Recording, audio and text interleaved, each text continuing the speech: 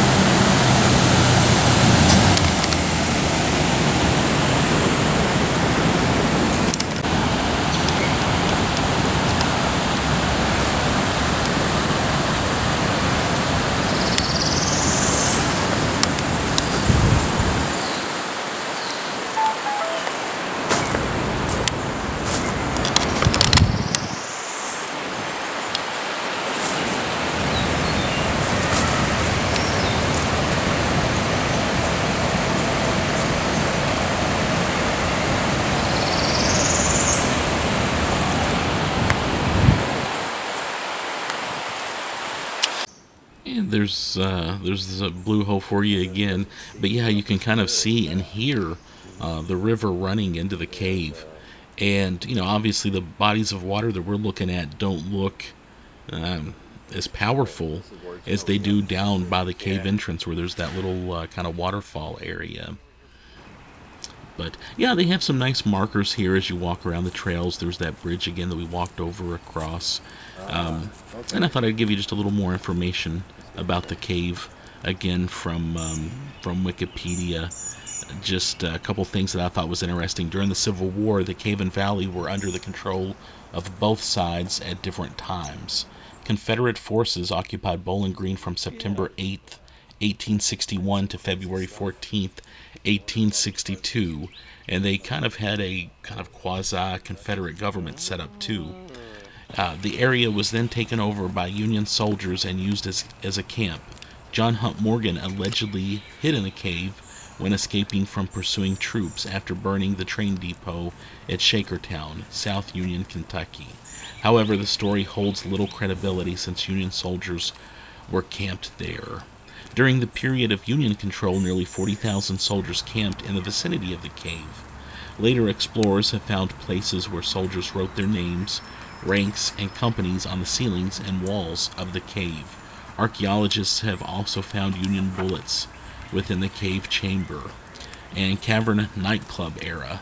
Like many caves, Lost River was rumored to have been used for manufacturing alcohol during Prohibition, although this has not been proven.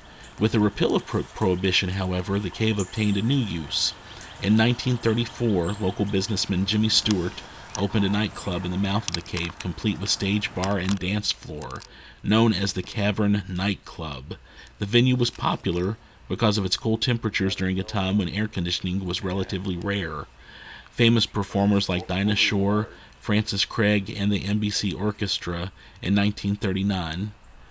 So that those were some performers there. In 1939, Billboard magazine named the Cavern Club as the only air-conditioned nightclub in the U.S. Electricity was generated by the water wheel at that time. The club was made accessible to tourists by the construction of the Dixie Highway on the right-of-way of the 19th century Louisville-Nashville Turnpike. The nightclub and cave tours were enhanced by a local legend, the famous outlaw Jesse James hid out in the cave depths to escape after robbing the bank in Russellville, Kentucky. And I believe Jesse James hid out in every single cave ever. So, oh, and by the way, we just saw the historic Powder House. There's a little sign about it. And here's the butterfly garden, which I should have thought this one out too. And there weren't any butterflies in here today. And time of the year and all that good stuff. But we still stepped in and looked around, which was pretty cool. I've been in here when butterflies are everywhere, but on this particular day, there were none. But we still stepped in, so you can check that out. Maybe a kind of a behind-the-scenes tour of the place when it's not doing what it usually does. But yeah, that's our trip to the Lost River Cave in Bowling Green, Kentucky. Other places where you can do underground and cave boat tours, but this is one near Mammoth Cave, so that's great.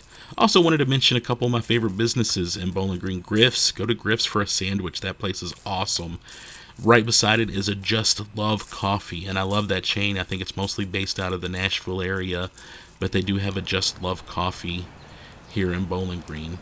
Oh, and sadly some of their markers have been knocked over. Hopefully those will get fixed soon, but anyway, yeah, hope you enjoyed visiting just the park area of Lost River Cave with me.